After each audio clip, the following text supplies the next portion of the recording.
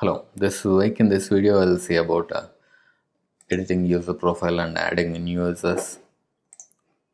You can edit a user profile, login user profile from here, edit profile, or just clicking on this profile it will take to profile.php.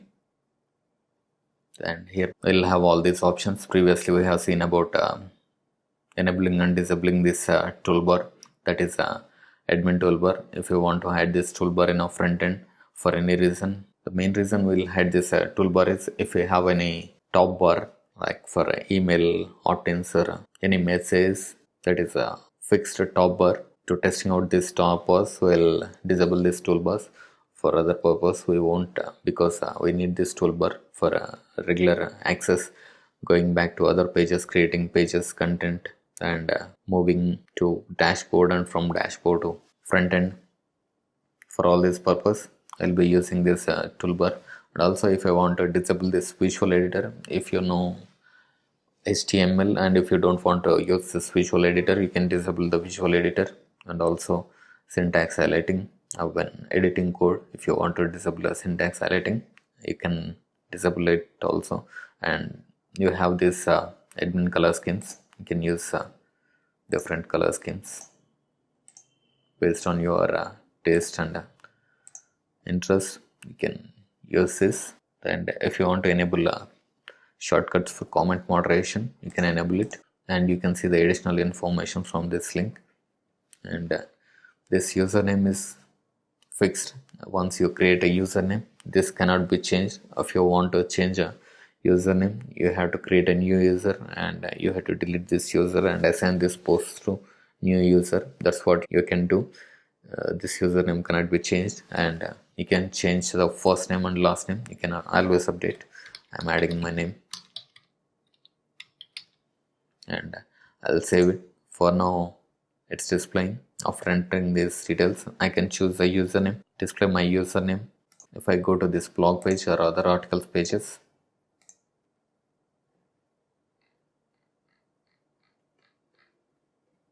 it's showing as a WP course.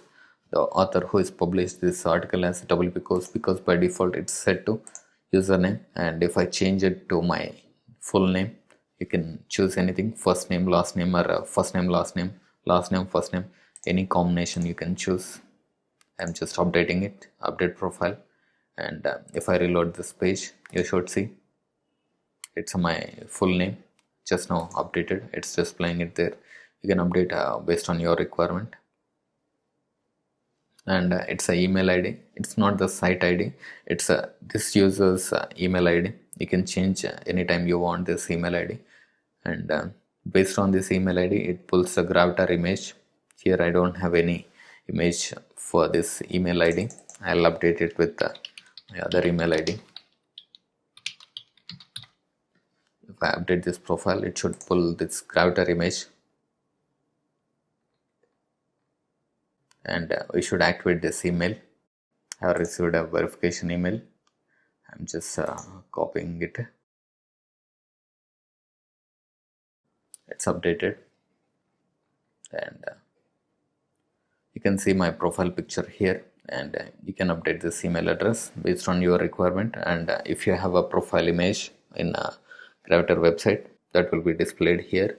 And we'll see more about this gravatar image in our next video, how you can set up your profile through this website. And here I have updated this profile, and you can add your website. If you are writing a guest articles in other website, you can have your own website and your information. I'm adding a little bit about myself.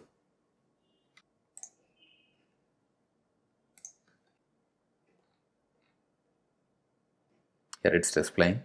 Some templates are display about author on each article at the end of the article, and that's based on the theme you are using. If it supports, it will be displayed. And if you want to change password, you can change password from here. By default, WordPress generates a strong password. You can use this password, or you can write a new password, and it will show the strength of the password.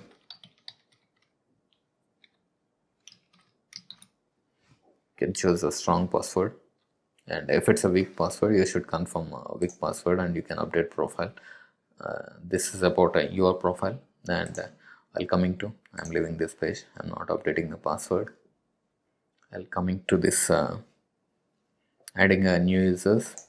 It's a simple. You should enter the username and email ID of the user and the first name, last name, and the website. This username should be based on the user, what he wants. You can provide the username, and you can select the roles. You can generate an automated password, and this password will be sent to user through email if everything is configured on your server. That means emails. If you have a problem with the emails, you can set up a SMTP service. And, these are all the information. If I'm adding